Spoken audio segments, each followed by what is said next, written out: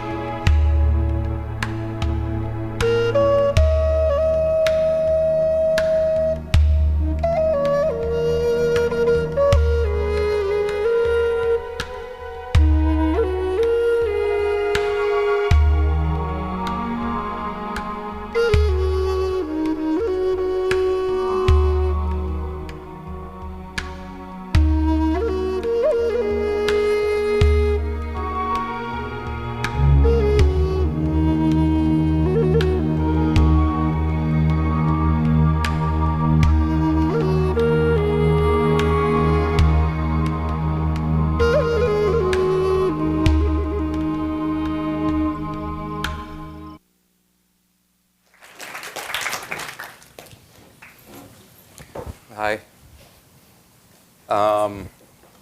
This is a pleasure for me. It's great to see Bill again. We've worked a little bit together in the past. He's he's a pleasure to work with, but much more so, or as much so, a pleasure to talk to. I'll quickly say, I first came across the name William T. Vollman when I read a story in Esquire magazine, which began, and I found the story in Butterfly Stories. Once upon a time, a journalist and photographer set out to whore their way across Asia. They got a New York magazine to pay for it. Now, at that age, and I was in my 20s, this to me was aspirational. And I thought, and I was living in Japan and constantly traveling back and forth to the regions Bill was writing about, and but wasn't writing the way Bill was writing about it. And what Bill was doing, which was so tremendous, was he was writing about getting the story, and writing about reporting the story, and writing about the people he was meeting while he was trying to do the story, and sometimes not worrying about the story as much as the experience of getting it and doing it. And that, to me, was almost revelatory. And I subsequently investigated more of his work and found him to be a nuanced and deeply intricate and intelligent novelist, willing to take philosophical risks and really challenge the reader and jump around in voices in a way that was refreshing, sometimes hard, but always sort of in the end made me feel like I'd gotten something out of it. And in his nonfiction, which is what we're here to talk about today, I think he takes that even a step further in that, I can't say a step further because his novels are so wonderful, but what he does is he brings us to places where we may have even been before, but he looks at it in a different way. And in so doing, he teaches us, or we learn a little bit, we learn a lot about the people, but we also learn a lot about ourselves. And what we sometimes miss and what we sometimes look for when we embark on these journeys. And in this book, which is a, first of all, I have to say, this 4-year run by William Vollman, which was Rising Up and Rising Down, Europe Central, and Poor People, I can't think of an American writer who has had a 4-year run like that in maybe ever. I mean, it's just remarkable in terms of nonfiction and fiction, what you've done. So congratulations for that. Thanks, Carl. Well, you were very flattering, and I just want to say to you in front of everybody that I'm really grateful to you. It's actually thanks to Carl that this picture is on the cover. He was my editor at Time Asia, and I got to work for him a little bit. One of my greatest assignments was taking a train trip across China. And one of the stories in this book is from that. And I never would have seen it, you know, without you. So thanks, Carl. This is what he tries to do in this book, and what he succeeds in doing is remarkable, which is attempting to, well, I mean, talk about what you wanted to do, and talk about the sort of the mission you undertook in this. Well, when I was writing Rising Up and Rising Down, you know, I got a chance to go to many, many different places.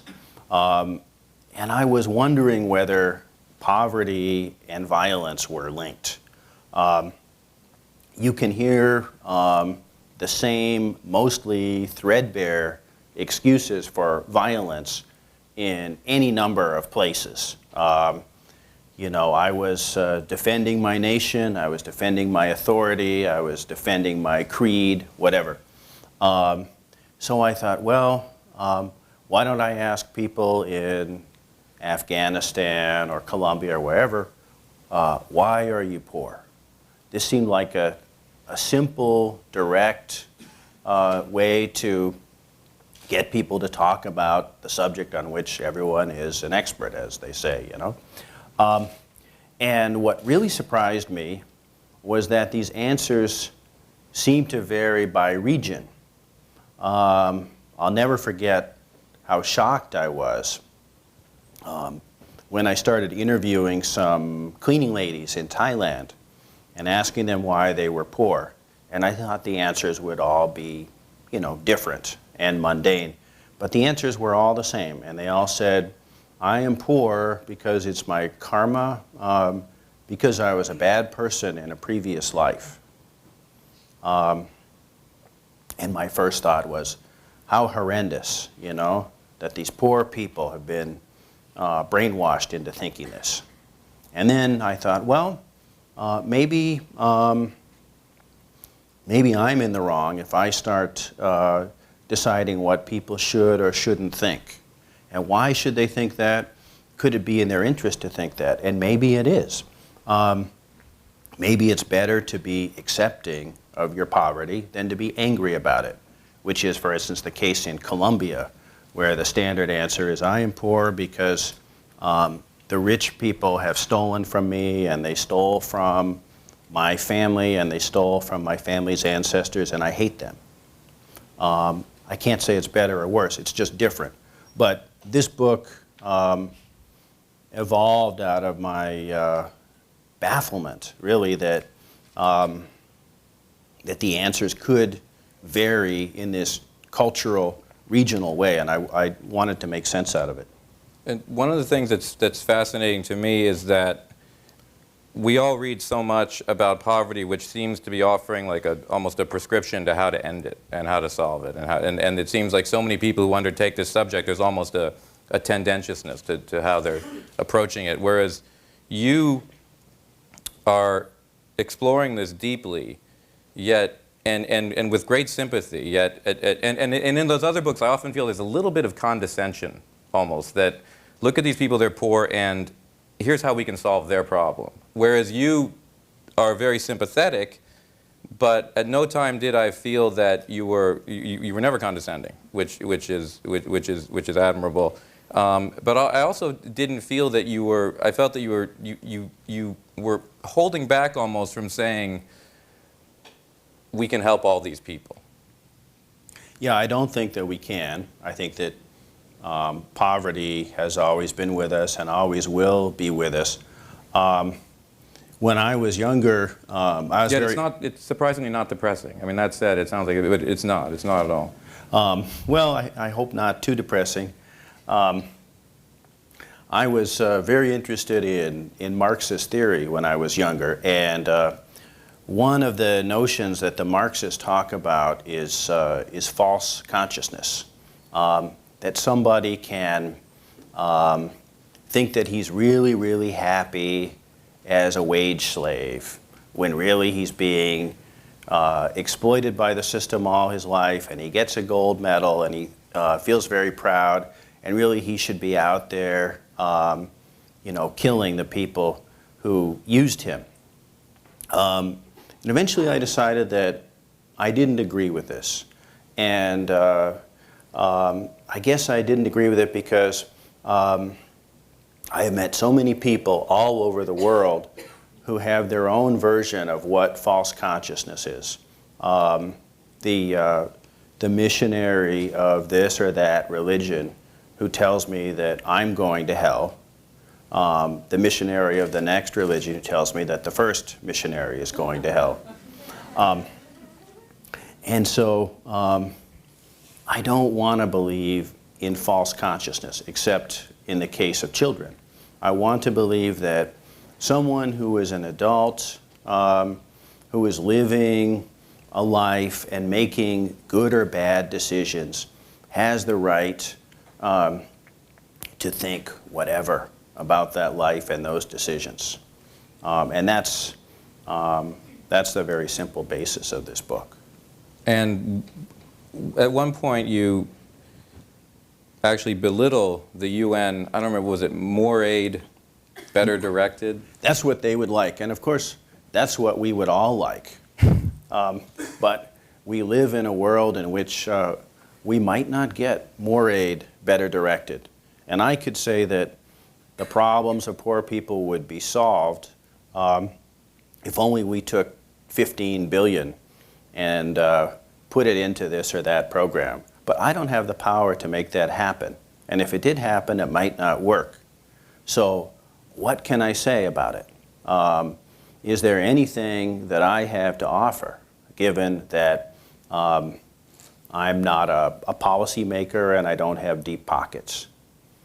And one of the things that lifts it above being sort of voyeuristic, because obviously it's not intended to, he's not trying to solve the world's problems, but is this sort of, is the sympathy which comes across, and is this idea that he's really trying to understand, or that you're trying to understand, not just poverty, but also the emotions around it, and the sort of the intellectual price that it exacts on some of its, on the poor.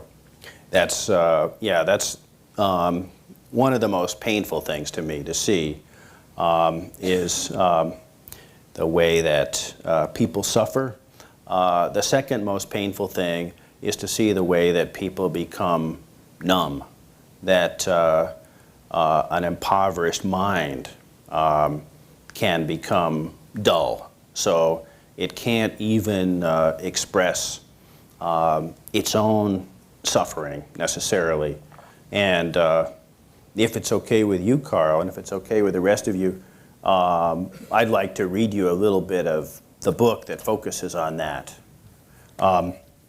This is from the very first chapter, and it's the chapter about the Thai cleaning ladies. This is the end of that chapter. The last time I visited, maybe I should have kept coming, but Suni always looked so tired when she wasn't drunk, which was most of the time. that I felt guilty about interrupting, and I could not think of anything else to ask her. What else could there be to know? She brought filtered water from the office for me. Tlink, tlink.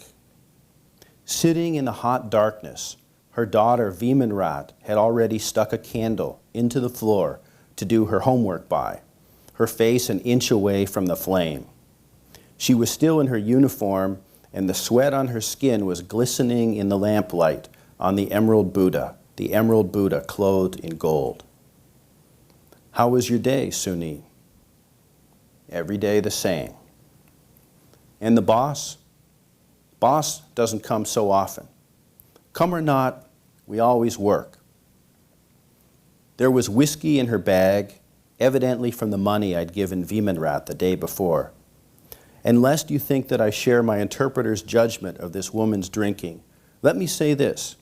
The tale of Suni is by no means as ghastly as the stories collected by Marx in Das Kapital. The 18-hour working days, the lace makers dying of overwork, the use of women to haul barges, because the labor required to produce horses and machines is an accurately known quantity, while that required to maintain the women of the surplus population is beneath all calculation. And yet, when I think about Suni's life, I can't help but feel that it too has been and is being spent on nothing beyond its own animal maintenance and reproduction.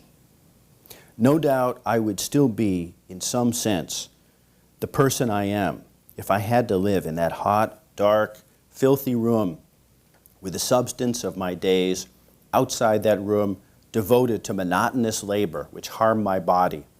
And if I couldn't read or write, but I doubt that I would have been able to develop and express that person who I am.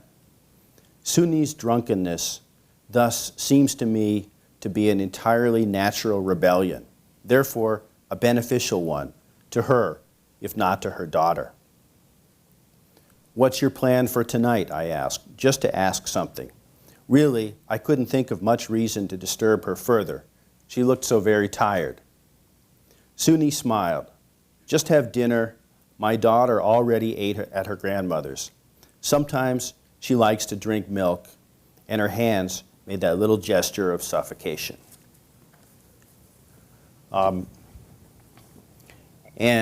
So, what do you do with this kind of thing?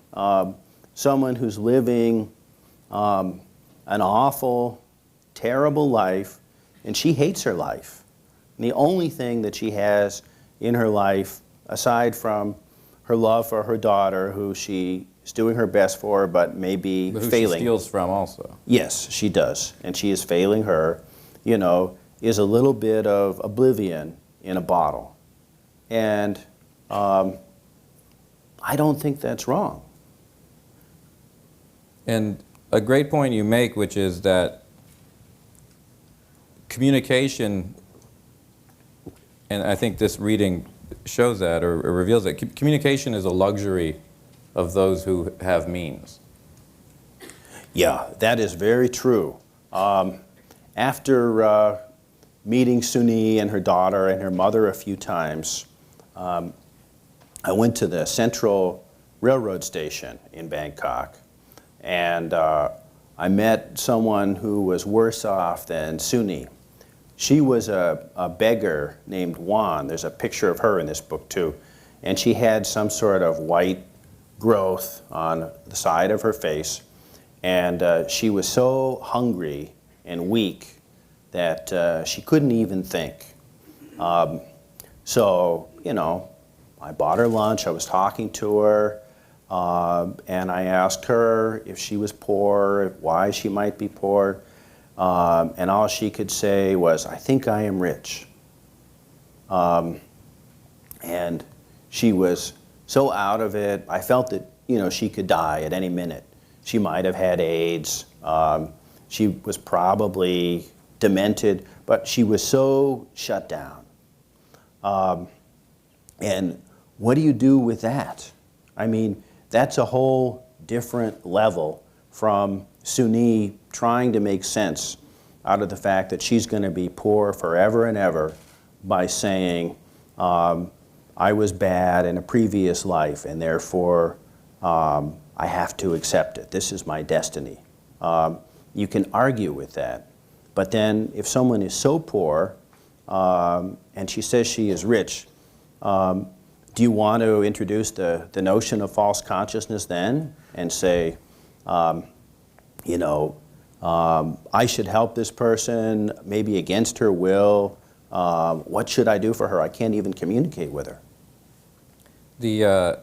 One of the things that I always wonder about, and this book brought this to mind, and Rising Up and Rising Down brought this to mind, was the methodology by which you work when you're doing this kind of nonfiction book, because they unfold, these books unfold over years and years, and some of the reporting is in, I think, the early 90s even, and some of it is recent.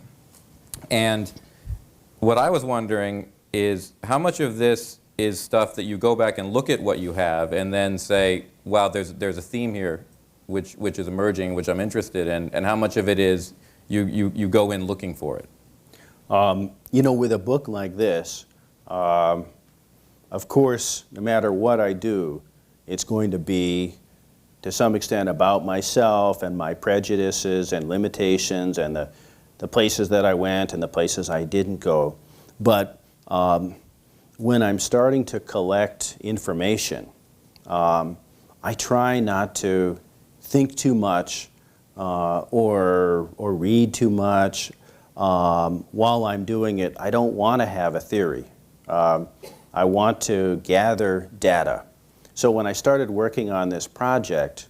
but did you actually start on this in 1994, knowing that this was going to be a book about poverty?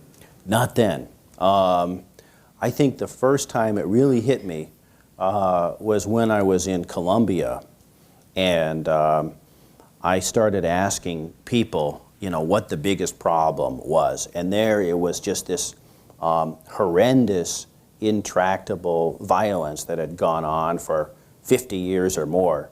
And there, it seemed like people were violent because they were poor.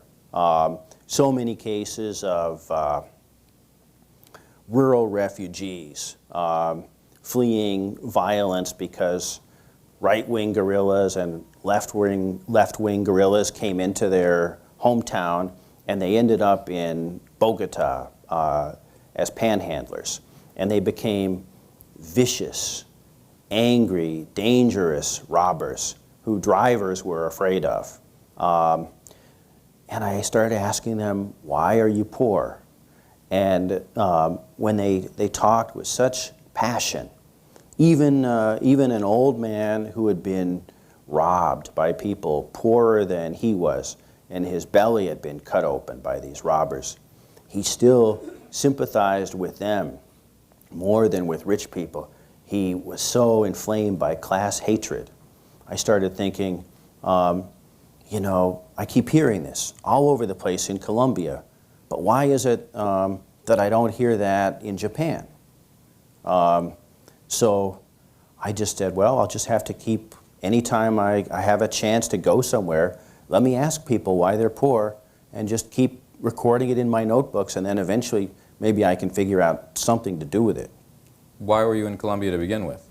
I was writing a story for Spin magazine the first time, and then the second time I was on assignment for the New York Times, but they killed it.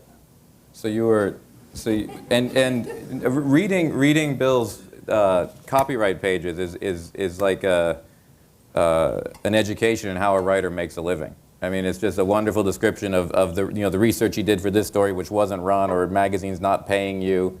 I mean, it's a great introduction to sort of how your process of working. Well, yeah, they don't all pay for their prostitutes, Carl, but at least they might pay to have me ask people why they're poor in my own spare time. And the and in some ways, I see like Rising Up and Rising Down and this are sort of dovetailing. They are projects. Yeah. And although in this book, at times you feel like you're working toward coming up with the equivalent of the moral calculus. for justifying violence, but you stop short a little bit. Right. Well, the difference between poverty and violence is that violence is an act that one human being is inflicting on another human being. And so we have the right and the necessity to judge those people and say, well, it might be okay under these extreme circumstances, but it's not okay to commit violence against your fellow human being here and here and here and here.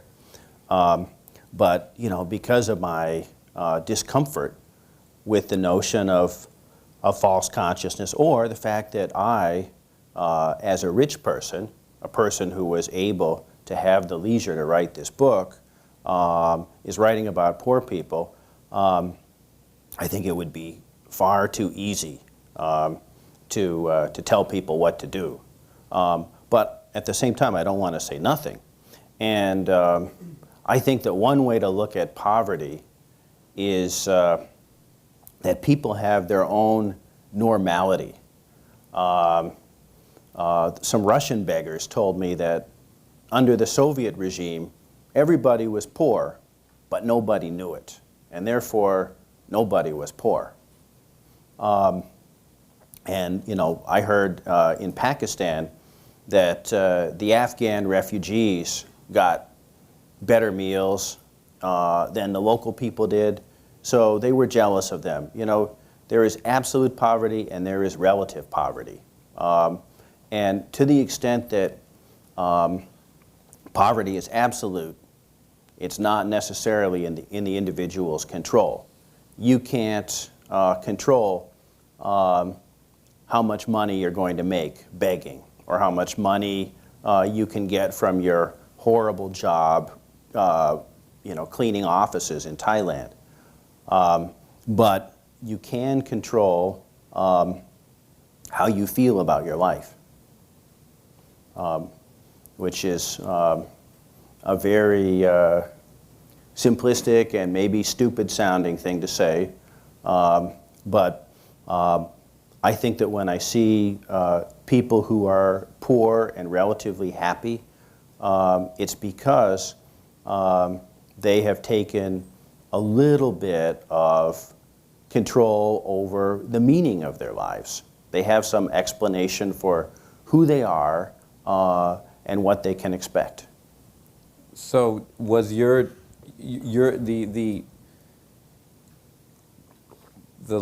lack of a sort of political agenda, for want of a better word, you know, in this book, has to do with the fact that you came to believe that it was situational in terms of what you could do.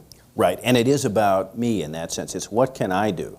And yeah, I do give people money, but the other thing that I can do, and any of us can do, is if we see people who are poor, we can listen to them, because poverty has certain phenomena. You know, to the extent that poverty is perceived by the poor person and not just a matter of how much money you make, it's you know, it's associated with feeling invisible or feeling deformed, if you like. A poor person might smell bad, he might yell, he might look terrible. It's associated with estrangement from rich people like us or from other poor people. And to the extent that you can address those perceptions by communicating with the person, I think you might be able to benefit your fellow human beings. That's my hope. And the United Nations lists these dimensions of poverty: short life, illiteracy, exclusion, lack of material means. Right, and that people can't necessarily do anything about. And then you add a great list: invisibility, deformity, physical deformity, unwantedness, dependence, accident proneness, which is a great observation. By the way, that was an insight that I hadn't thought about. But how often, when you're in these regions reporting stuff, you come upon that trait. That's one of the saddest things. Somebody who has no safety net, and any little thing goes wrong, and the person suffers terribly or dies. and then pain, numbness, and estrangement, which I found that to be a very eye-opening list, because it went so much further than just sort of economic characteristics, and went into the actual consequences of economic characteristics. And what I wonder about, and in this book you refer to Let Us Now Praise Famous Men. Yeah, what a great book. And it's similar. The photographs are wonderful in this book, by the way, and that's I think where the parallel for me came in, is in the pictures and the text. Yet in Let Us Now Praise Famous Men, at one point you point out that the presence of James Agee may have in some ways contaminated the observation. Yeah, as it has to. You know, I called it an elitist book, you know, with egalitarian longings. And of course, this is an elitist book too, because almost all of the poor people that I wrote about would never, ever be able to read it. And I wanted to keep myself and my interpreters out of it as much as I could and let the poor people speak for themselves. But that turned out to be a tremendous challenge, because a lot of what poor people have to say is not by itself very interesting, because they are poor and their minds are numb. They don't have the education. They might have enough food. They might not have enough food to even think clearly and articulate. Most of the stories I have heard from victims of violence are horrendously riveting stories. Most of the stories that I have heard from extremely poor, malnourished people take a bit of work on my part to tease out before I can even understand what's going on. And do you feel, I mean, one of the things, I remember reading an interview with Primo Levi where he said someone asked him told him that he was telling the truth about concentration camps. And Levi said, no, the truth about the concentration camps went up the chimneys. And so I don't know the truth, I survived. What I wondered is how, this goes back to the James Agee thing, how did your presence contaminate the whole thing so that what you're getting is in some ways your own projection and distortion coming back at you? And how do you feel you're able to get at the truth of it, or do you still feel like there's an experience there that you can't really ascertain or understand? And I think you do say that at some point. Well, my method was to pay for interviews. I felt that way I was giving something as well as taking something, and it was a fair exchange. As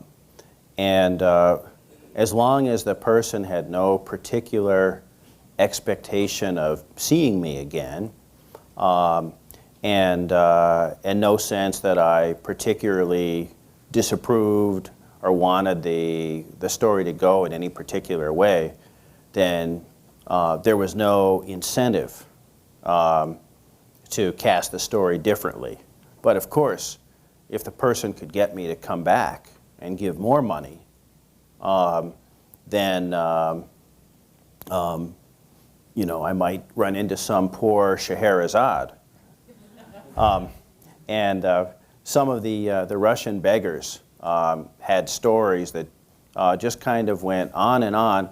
They were fascinating. The details kept changing. They didn't really add up, but I kept paying more money to try and figure it out. And you went to great pains to try to build a linear narrative out of stories that simply wouldn't that's right. coalesce that way. Do you have any reservations about paying for interviews? Because I mean, you've done that, and you've done that for other stories as well, and in other. That's right. No, I always think it's the right thing to do. I think that it's reprehensible to make a living from other people's misery and not somehow benefit them temporarily. How much does your fiction inform your nonfiction, in a sense? How much, I mean, what are your own ground rules for nonfiction versus fiction? Well, when I'm writing a work of fiction, the sentence is most important. What I want is to create the most beautiful prose that I can. When I'm writing a work of nonfiction, I want to learn as much as I can about a particular reality. Of course, a camera eye is not objective, but it's the most objective thing that we have. To the very limited extent that I can be a camera eye when I'm trying to learn about reality, that's what I want to do. And you actually, I mean, one of the reasons for the photographs is you actually work from those. I do. And sometimes I don't even have the chance to feel emotion when I'm taking one of these photographs. I remember there's one in there of a Russian beggar lady in Kazakhstan. And I was just trying to take as many pictures as I could on that cold day, and offered her some money and took her picture and went on my way. And then, you know, when I see this picture now, it just horrifies me. This poor woman, her mouth is wide open like a black cave, and she has some kind of scab on her face. She's wearing a wool hat. The snow's falling down on her face. She's shivering in a doorway. And it just breaks my heart. And I wish, you know, that I had been able to go back and find her and hear her story or do something else for her. But at least I have this picture. And if I hadn't taken the picture, I probably never would have remembered her.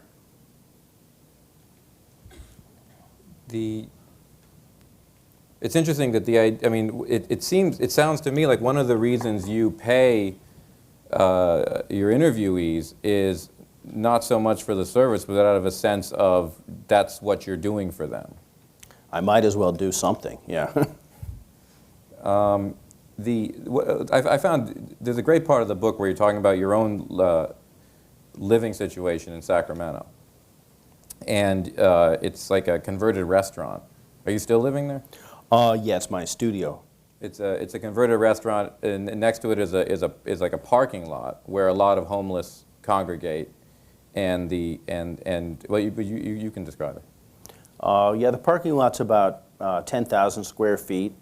It's very near the homeless shelter, so a lot of people sleep there, mainly men, but there are some couples, and then there's some prostitution in the parking lot. And I always encourage them to come and stay as long as they want and bring all their friends. So in the summertime especially, it's kind of festive, you know, the glow of all the crack pipes. And I'm just hoping that they don't burn my building down. They like me, and I like them, and of course, They threaten you sometimes, they too. do, There are yeah. instances. They're always trying to get into the building and take everything that I have. Besides that, they're great. Yeah, that's right. We go through, you know, various iterations of the same basic class standoff. Every couple of weeks, you know, I have my exercise in humility. I go and scrub the excrement off my walls. My little girl, I always make her go and shake the hands of Daddy's friends and give them some water, and they might give her a rotten orange or something if they're being nice. I'll get to know a few of them, and then after a while they disappear, and it all starts over. And in the nighttime, sometimes some of these people can be a bit threatening. Recently, I had to put some razor wire around one side of my building because they kept turning on the water and leaving it on. I wanted to actually put in a water fountain for them, but I was told that I would get cited for being an attractive nuisance, which of course I am in lots of ways. But it's a fascinating problem. It makes me realize, you know, what a class divide is. No matter what I do for them, it's never going to be enough because I have more than they do, and I don't want to give it up. And they want to get what I have, and I can't blame them. But I'm also going to keep them out of my building. Do you at some point, you've written a lot about firearms and your ownership of firearms. Do you carry a firearm when you're going to and fro your studio? I have firearms in the studio. I have never had to pull a gun on anybody in my parking lot, but I have had to bodily push people out of the door when they sometimes see me open the door and they come and make a run for it. And do you, I mean, is this a decision on your part to have your studio here because you want to live in this, you want to live in this kind of class laboratory that you've set up? It was a place that I could afford. Okay. And then I thought, how do I want to deal, you know, with my new friends in the parking lot? And I decided, why not try it? And, you know, I'm going to keep trying it as long as I can, and I think I can try it for the rest of my life. And it's very, very interesting. It's a constant challenge. And I feel like it's very good for me, and it's hopefully good for them, you know, when I give an alcoholic a bottle of booze on Christmas. Because if it's okay for a Sunni, it's got to be okay for them. Yeah. Do you want to read more? Maybe we can do questions, or should we just open it up to questions if there are any? You're in charge. You're in charge, Carl. Oh, okay. Yeah. If we can, I thought you could read a part of your own homesteading situation, or anything else you want to do, and then we could do some questions. I don't know where we are on time. That's the only. Oh, we're fine. Okay.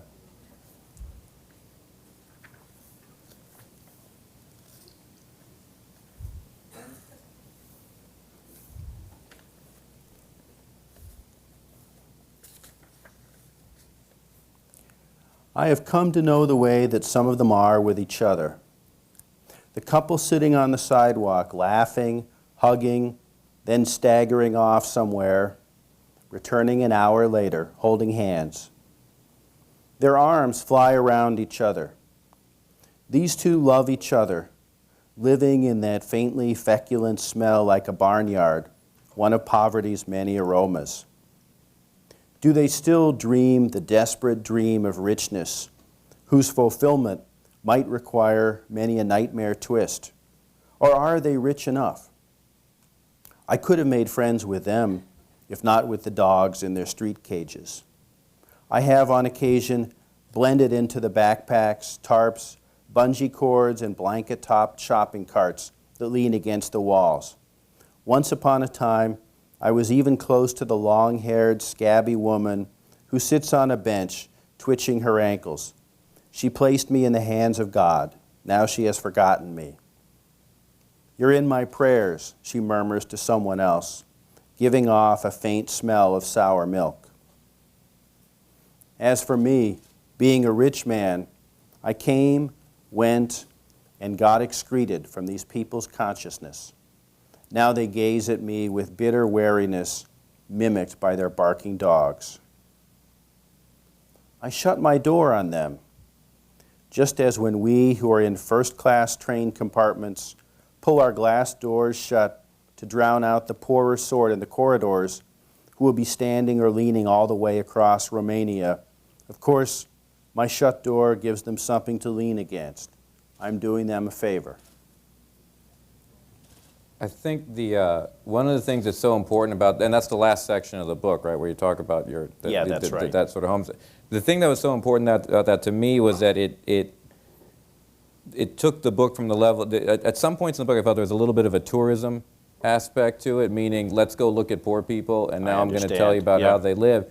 And I think what that did was it established a certain credibility in that what you were doing was merely going to sort of record other versions of what you were living with.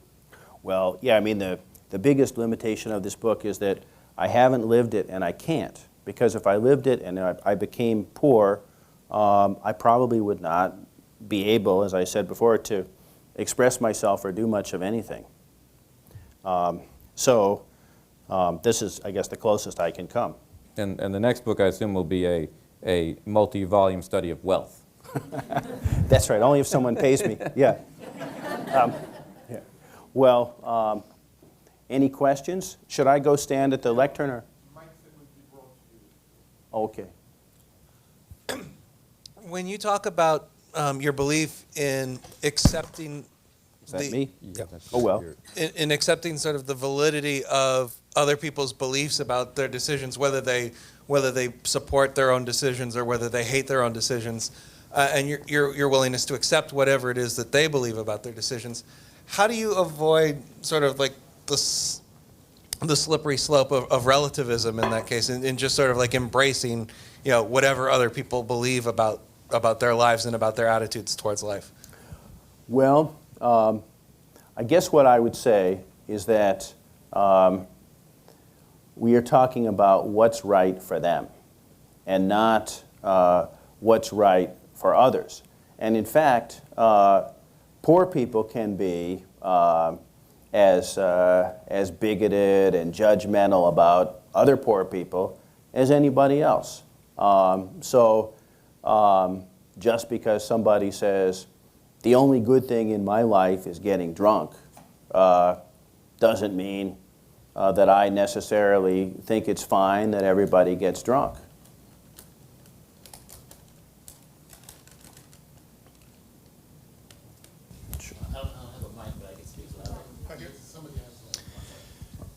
What is your preferred method of recording your conversations so as to be as unobtrusive as possible? Do you take notes as you question them, or do you go elsewhere and write down the notes, or use a tape recorder? What do you do? I am a very busy, bumbling note taker. I sit there scribbling like mad, writing down everything people say, and by and large it makes them happy that I am paying attention and writing it all down, and it also makes them reassured if they're talking about illegal acts, that nothing is being permanently recorded and nothing can be proved. I think that writing in a notebook is really the way to go. Anytime a rich man and his interpreter are talking with a poor person, there's going to be a feeling of intimidation on the poor person's part, at least initially. And if there's also a mechanical device making a record, it could be a big problem. For instance, in China, the chapter that Carl was able to help me with, there were 700 families who had legitimate title deeds under Mao to their houses. And the new China decided to create a freeway and was busy demolishing these houses bit by bit. So, this poor guy is picking through the ruins of his house, looking for anything that he can find that might be usable, a house that he had title to.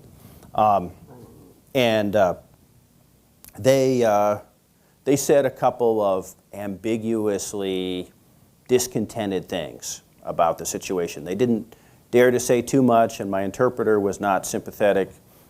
they would have said even less if they were recorded. Maybe that's a long-winded answer to your question. The topic of being a tourist has come up. In a sense, you're a tourist, someone who just temporarily passing through the lives of poor people. I've noticed that among tourists, tourists enjoy seeking out poor people and saying, oh, look at the wonderful simplicity of poverty. Coming home and then not really implementing poverty in their own lives. How might you think the idea of poverty serves rich people as an idea? That's a hard one. But I would say that if Suni believes that she is poor because it is her destiny to be poor, that idea may or may not serve her and help her somehow.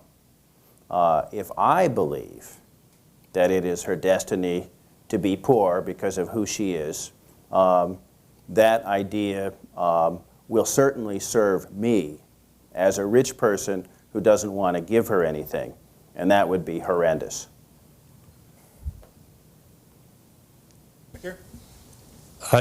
You talked about regional differences.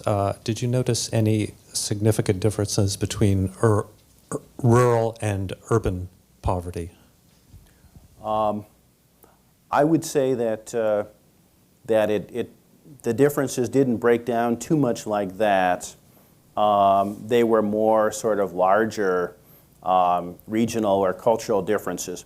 However, people in rural areas often talked about not having a chance to go to school, which made it much more likely that they were going to be as poor as their parents. But you know, that's not a real answer to the question, why are you poor? That's more an answer to, you know, how are you poor?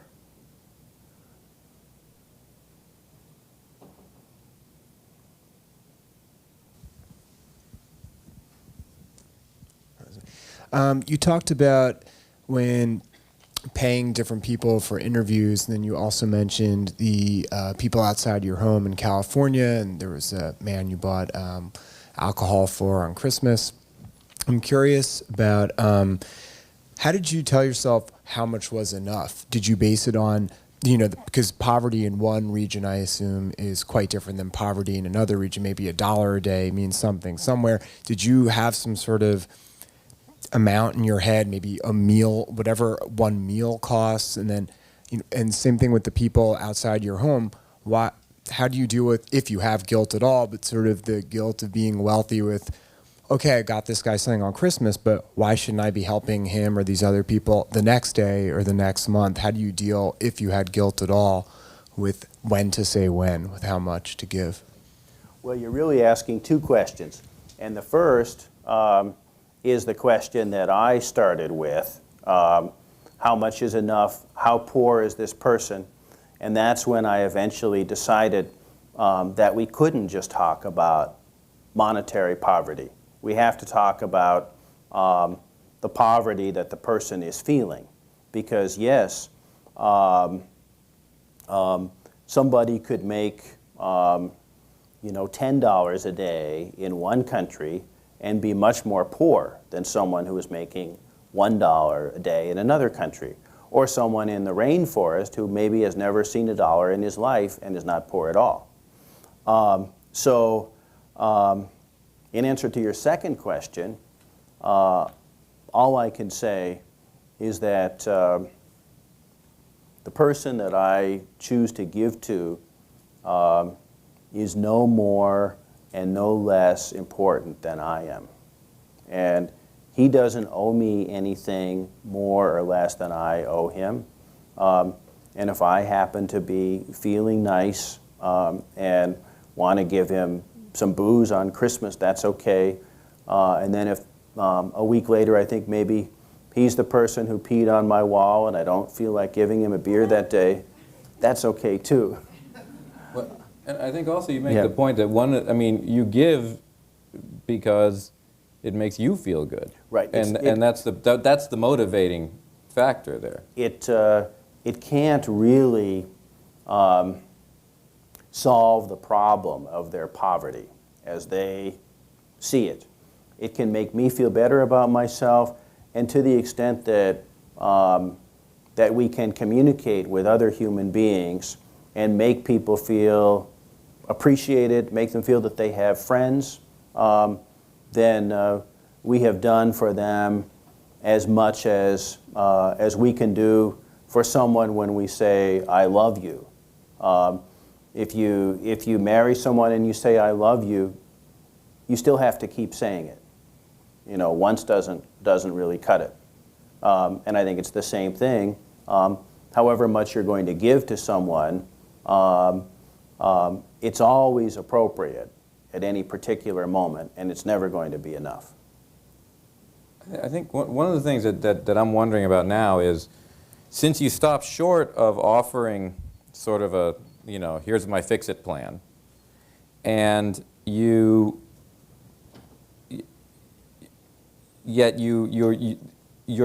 presenting all of this ultimately for some reason. Who is this ultimately serving? You know, I mean, obviously the reader on one level, right. But maybe is it supposed to be a catalyzing? Maybe if an NGO read this and said, one of the things that we ought to do is to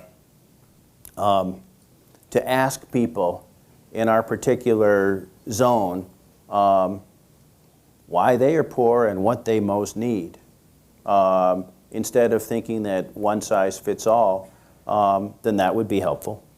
But I mean, don't you think that the good NGOs are already doing that? I don't think so. No? No. Okay. Hi.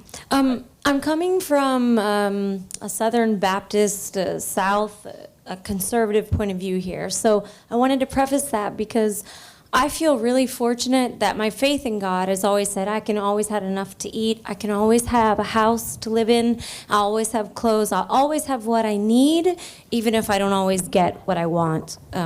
Because I'm an artist here in New York, and hey, I have 325 square feet, so I don't get all that I want. But I wanted to ask you how you saw the people who had faith. Did you still see great poverty even with those who had faith?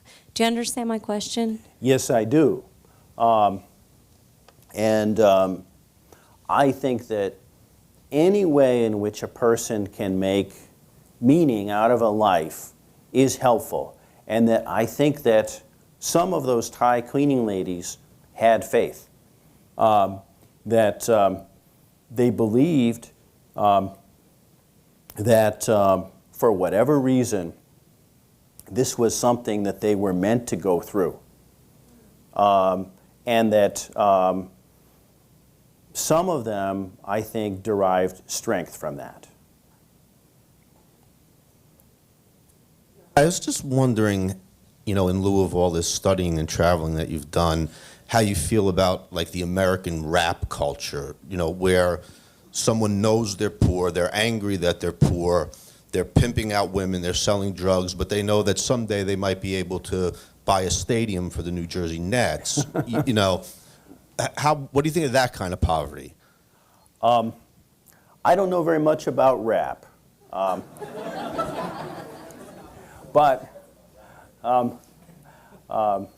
So my answer can't be too close, but I will say that in general,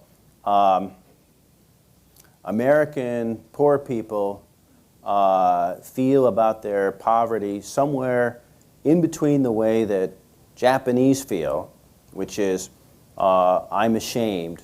Please don't ask me whether I'm poor because I don't want to admit to being poor. Or Latin Americans who are angry about being poor. And I think it's because the basic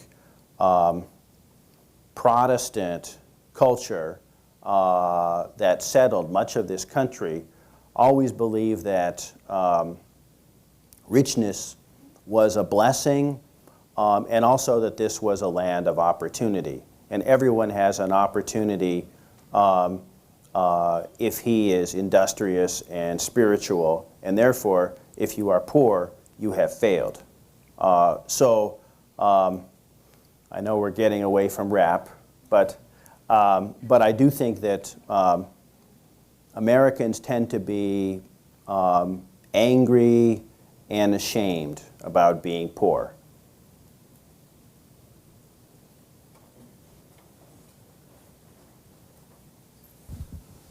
Why are you rich? I am rich because my parents were rich. My parents were not poor, which gave me the leisure to get a very, very good education and find out what I was good at, and make money doing that. I have been very, very lucky, and there are a lot of poor people I met, including my interpreter in the Congo, Mr. Frank, who was as smart or smarter than I was, and was never, ever going to be able to make ends meet.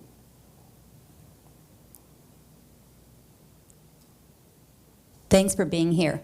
Thank I'm you. wondering if interviewing so many people about their own suffering put you into closer contact with your own suffering, whatever that might be, or made it feel further away?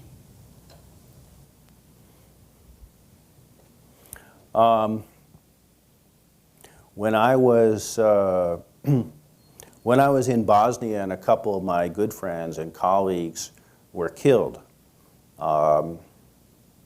I felt very, very grateful to be alive, and I felt that I had an obligation to be cheerful, and I was much more cheerful and grateful for every moment for some time afterward. When I have sort of searing experiences with poverty, it makes me very, very sad. You know, it was kind of a tormenting project.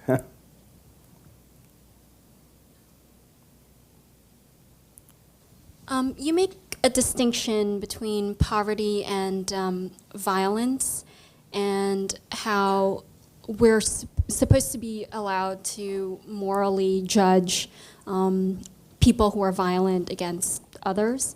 But I guess my question is, can't poverty affect someone else? For instance, Suni, the mother you mentioned, who steals from her daughter, who drinks, isn't she affecting other people in her life the way, I mean, perhaps not to the extent that a violent person might be taking someone else's life, but how can we not judge that in any way?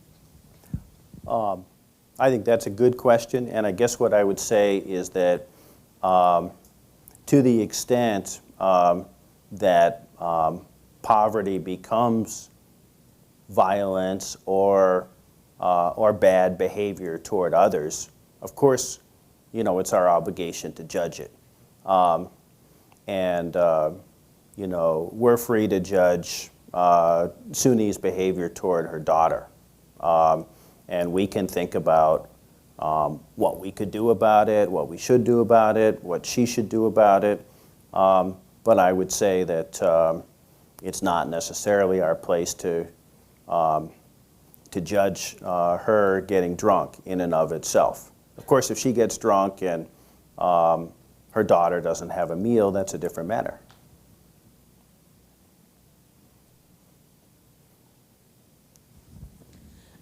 Would you agree with the pastor of the Riverside Church here in New York that poverty is the ultimate weapon of mass destruction? Poverty is a very powerful weapon of mass destruction for certain.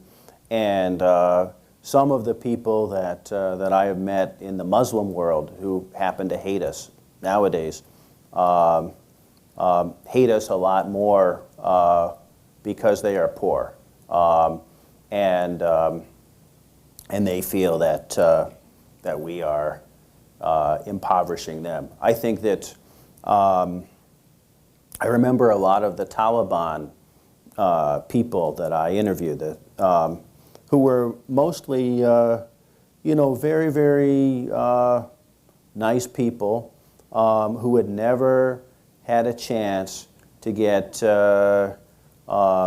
schooling in any place except a madrasa. The teachers were doing their best. They also knew nothing but the Quran, and they, in my opinion, taught some of the Quran and not other parts of the Quran that they didn't know about.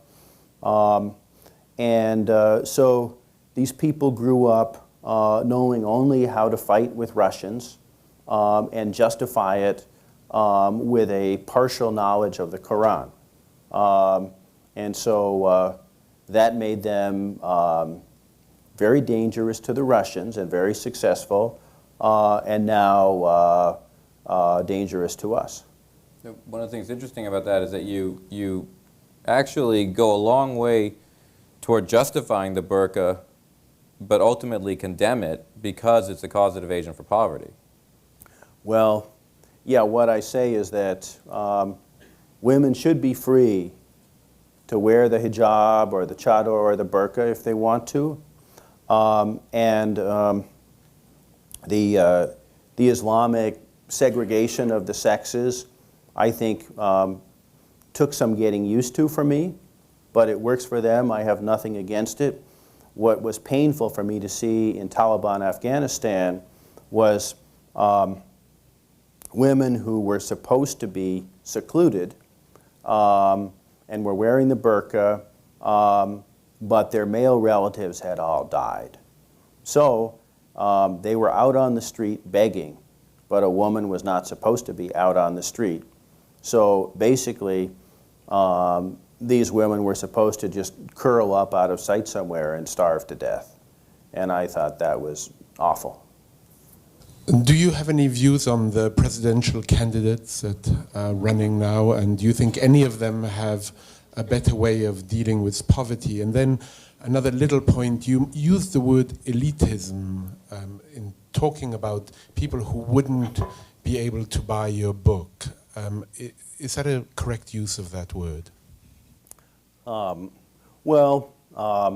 answer your second question first, I think it's always safer to try and be hard on myself instead of hard on others. To answer your first question, I would say anybody who is as unlike the current president as possible.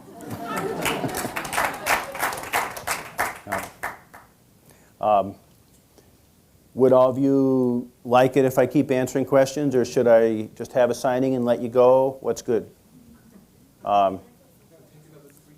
Okay. In choosing a title, did you mean to invoke anything about the book by Dostoevsky? That is a beautiful book, but I just wanted the title of my book to be as simple and direct as possible, like my question.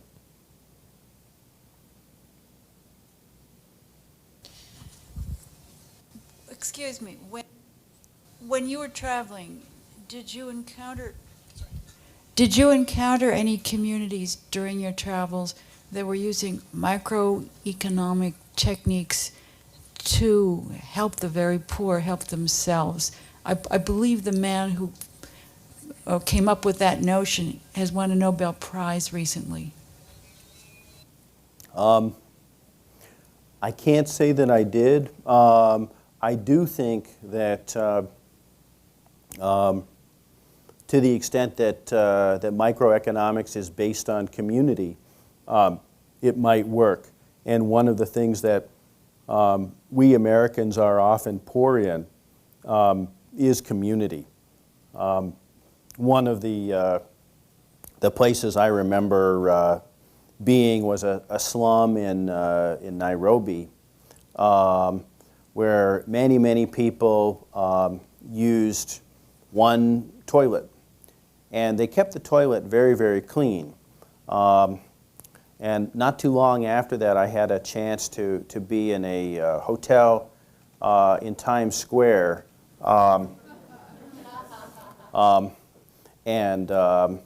It was very, very interesting. I mean, it was just absolutely filthy. All the light bulbs were stolen. You know, women were getting raped in this bathroom, and some woman had given birth and flushed the baby down the toilet there. It was just this hideous place. And the people kept saying to me, yeah, why do they make us live like this? And I thought, you know, they have more than these people in Nairobi. They have more toilets, and the toilets are all dirty. And what is wrong?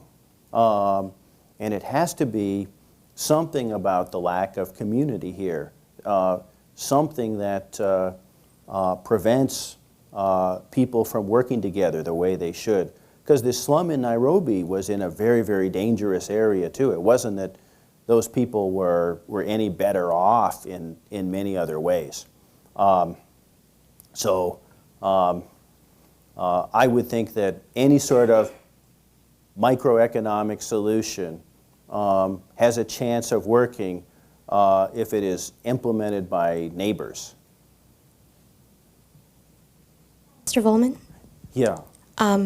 I would like to make a comment and have you further address your argument about why people are so poor.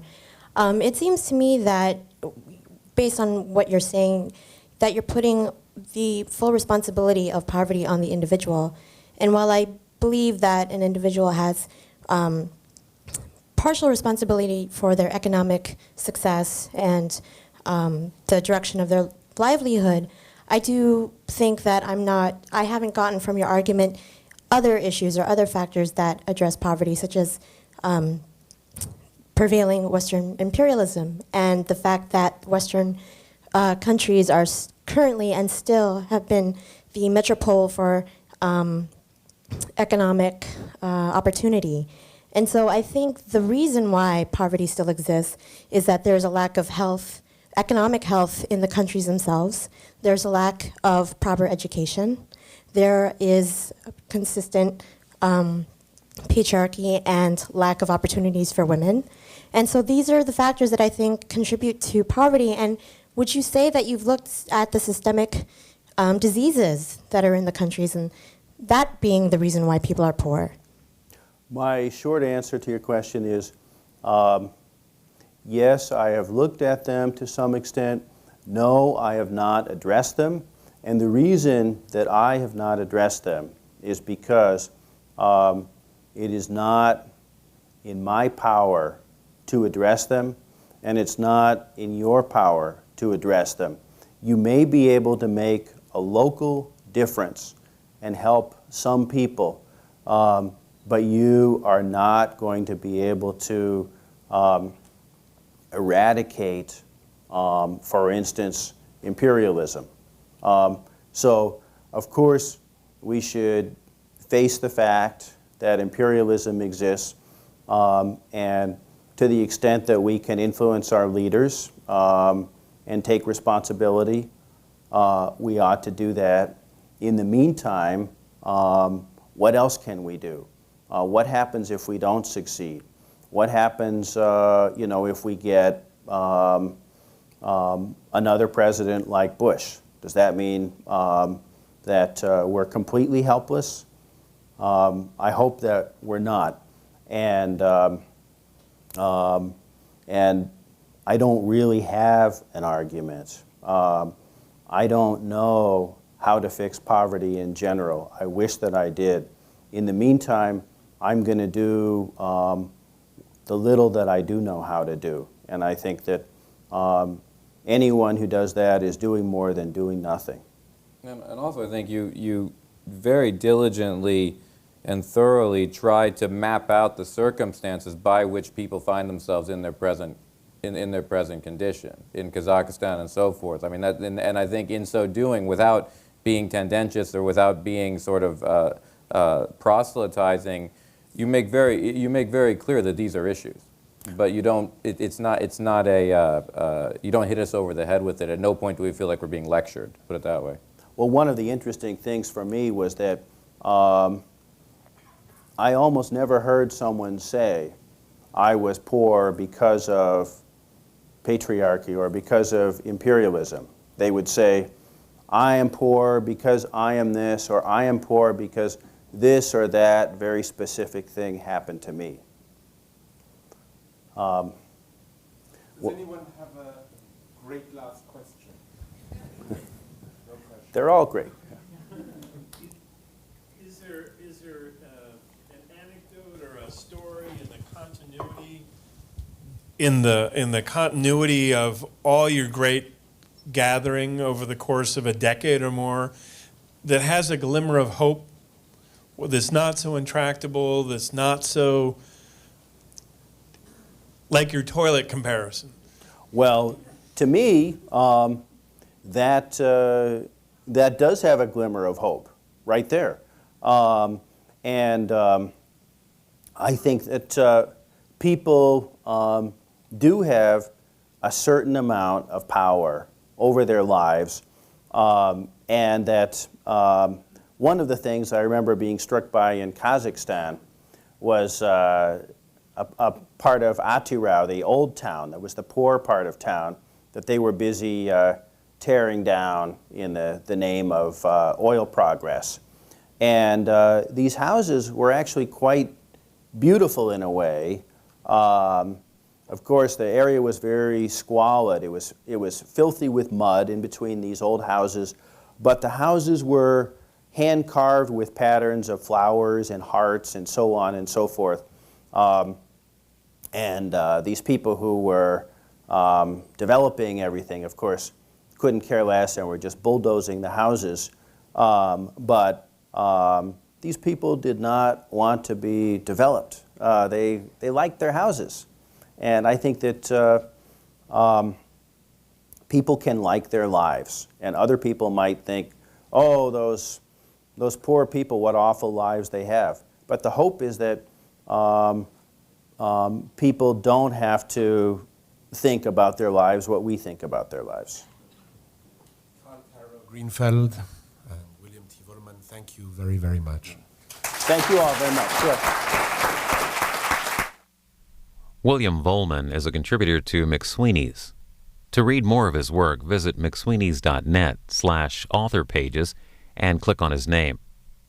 And now, a look at some of the individuals that Mr. Vollman interviewed while researching his book, Poor People. This is 2 minutes, 30 seconds.